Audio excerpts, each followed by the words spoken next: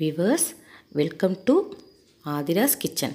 நான் இன்றைக்கி வெற்றிலை பாக்கு லக்ஷ்மி வாசம் காய்ந்து போக விடாதீங்க அப்படின்னு சொல்லிட்டு தலைப்பு கொடுத்துருக்கேன். அது எதுக்காக நான் அப்படி கொடுத்துருக்கேன்னு பார்த்தீங்கன்னா, சிலர் சாமி பூஜை பண்ணும் போது வெற்றிலை பாக்கு வாங்கி வச்சு அவசியமாக அது பண்ணவே மாட்டாங்க. அதெல்லாம் பரவாயில்ல விடு, அதுக்காக நம்ம கடை பக்கத்தில் இல்லை, நம்ம எங்கே போய் வாங்குறது அப்படின்லாம் நினைப்பாங்க. வீட்டில் இருக்கிறத ஏதோ ஒரு பழம் வச்சு படைச்சிருவாங்க. அந்த மாதிரி செய்யாமல் நாளே நீங்கள் இதை வாங்கிட்டு வச்சுக்கோங்க. வெத்தலை பாக்கு நம்ம சாமிக்கு பூஜை பண்ணுறதுனால நம்ம வீட்டில் லக்ஷ்மி நல்லா வாசம் பண்ணுவாங்க. நல்ல ஒரு லக்ஷ்மி சேரும், நம்மளுக்கு பணம் அருமையாக சேர்ந்துட்டுருக்கும். நம்மளுக்கு ஏதோ வீண் விரையம் ஆகாது. அதுக்காக தான் நான் அதெல்லாம் நான் உங்களுக்கு சொல்ல வரேன். வெத்தலை பாக்கும் வாழைப்பழமும் ரொம்ப ரொம்ப புனிதமான ஒரு பொருள்.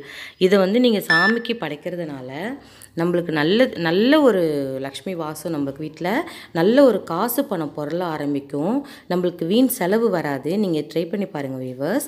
அப்புறம் நீங்கள் நினைப்பீங்க, இந்த வெத்தலை பாக்கை வாங்கி வச்சு யாரும் போட்டுக்கிறது இல்லை, வேஸ்ட் ஆகுது, இதை என்ன பண்ணுறது அப்படின்னு நீங்கள் கேட்பீங்க.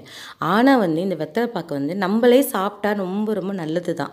இதை உங்களுக்கு நீங்கள் சும்மா மென்று முழுங்கிறதுனால நம்ம உடம்புக்கும் நல்லது. நம்மளுக்கு நம்மளோட வீட்டில் பணம் நல்ல பொருள ஆரம்பிக்கும். வெத்தலை பாக்கு போடுவாங்க.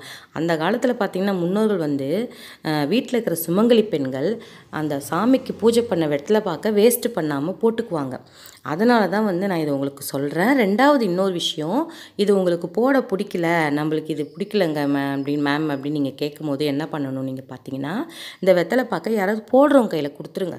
உடனே இதை காய விடாதீங்க. காய விட்டிங்கன்னா நம்ம வீட்டில் லக்ஷ்மி குறைய ஆரம்பிக்குமா.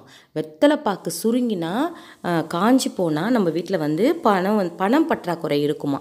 ஏன்னா வீண் செலவு வெட்டி செலவு அந்த மாதிரி வரும், வேறு ஒன்றும் இல்லை. நீங்கள் ஒன்றே கேட்கலாம், நான் அப்போ வெத்தலை பாக்கை மட்டும் வாங்கி வச்சு படைச்சா போதுமா மேடம், எனக்கு நான் சம்பாதிக்க தேவையில்லையான்லாம் நீ கேட்பீங்க. அப்படிலாம் இல்லை.